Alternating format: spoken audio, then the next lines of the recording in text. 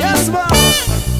Wala ka bang napapansin sa iyong mga kapaligiran?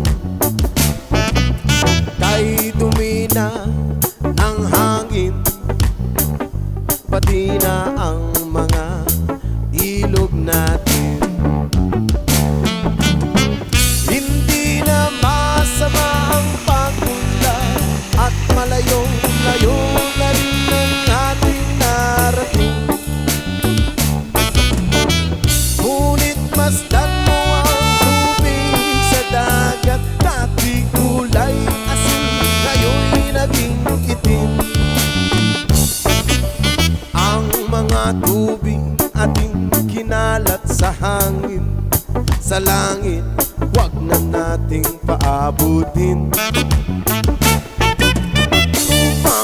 Kung tayo'y pumanaw man sa riwang hangin, sa langit natin matitikman.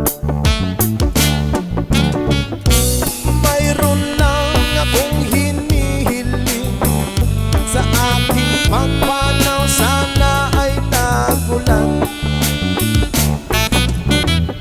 Gitara ko ay aking dadalhin upang sa ulap na lang tayo magkantahan.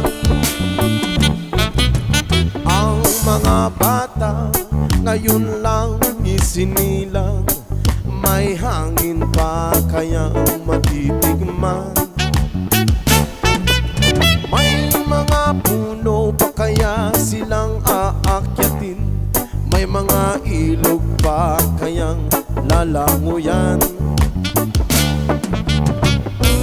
Bakit di natin pag-isipan ang nangyayari sa ating kapaligiran? Hindi na masama ang pag-unlad kung hindi nakakasira ng kalikasan.